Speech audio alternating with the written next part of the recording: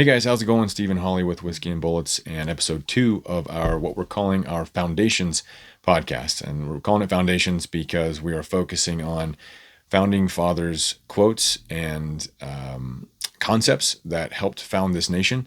And there are things that have relatively or gone on forgotten, maybe is how you say that, have been forgotten in our current culture. We want to make sure that we bring that back to the forefront so that we can help educate as many people as possible of the foundations and heritage that they share as Americans. So today in episode 2, we're going to talk about some, just a few quotes. I think we have 4 on the importance of firearms and being an armed society.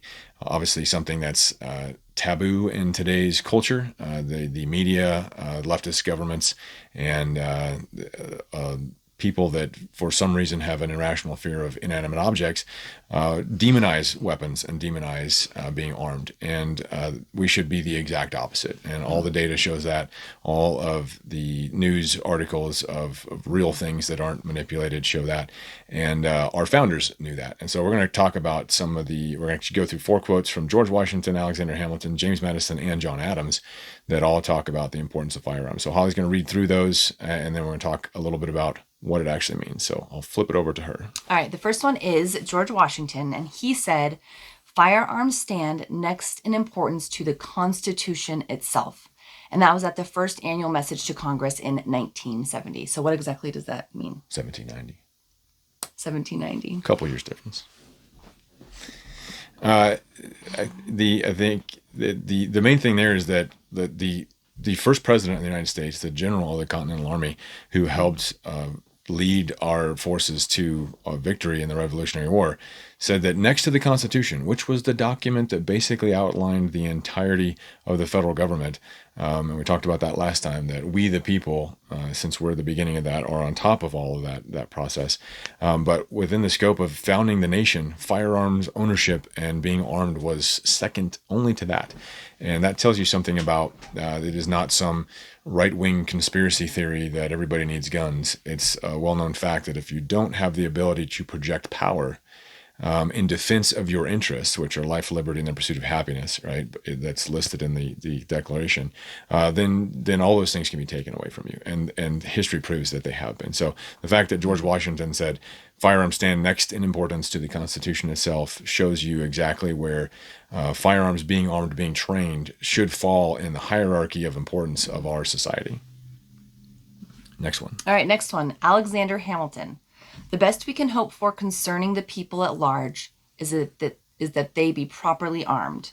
And that was in the Federalist Papers at 184 and 188. So this one is probably speaking a little bit more specifically during, this is post-revolution, right? So the Federalist Papers were written anonymously, although we found out later it was Alexander Hamilton and a couple of the other founders, to promote the idea of a federal government and the Constitution. And this was after the Revolution, obviously, but speaking specifically to the fact that the founders of the nation, considered it important for the people at large to be properly armed, not just a little bit armed, but properly armed. Well, what does properly mean? In the context of this, it means the ability to protect yourself, both individually and as the nation, to be able to protect itself from outside forces, which they had just gotten finished doing from that perspective. So another pretty clear indication, not even indication, a very clear statement that firearms very important to our society. All right, next one. James Madison said, "The right of the people to keep and bear arms shall not be infringed. A well-regulated militia composed of a body of people trained to arms is the best and most natural defense of a free country." So he said this in Congress in June of 1789, and this is obviously kind of a restatement of the Second Amendment, right? And the point is that he's making it very clear. A lot of people are like, well, it's a little ambiguous. What does the Second Amendment really mean? It's pretty clear what it means here. It's the best and most natural defense of a free country. So the body of people, that's you and I, that's us, right? Trained to arms, that we know how to defend ourselves, and it's the most natural defense of a free country. So mostly in with respect to a fighting force that's able to repel invaders, but it also means that all regular people needed to be trained in order to be able to take that offensive posture if they needed to be. It wasn't a specialized thing. It was for everybody in the country to be able to do that. So last one. John Adams said, arms in the hands of citizens may be used at individual discretion in private self-defense.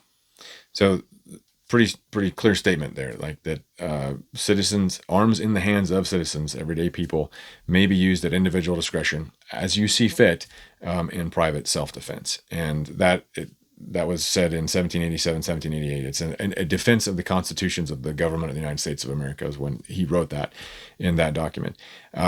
Interesting that it took a couple hundred years and a couple of court cases to solidify this in our current culture. It's a little bit it's silly, really, but it shows you that there is a coordinated effort to push back against what our founders knew and built into the way that we operate. And it's just kind of odd that the Second Amendment is constantly under attack and has been for decades. You don't see anybody going after all the other amendments of the Bill of Rights, right? Only this one, and so it makes you wonder why. And I think the answer is pretty clear when you look at history. What happens when a population is disarmed? How helpless individuals are when they don't have the ability to defend themselves. There's dissertations to be given on that one.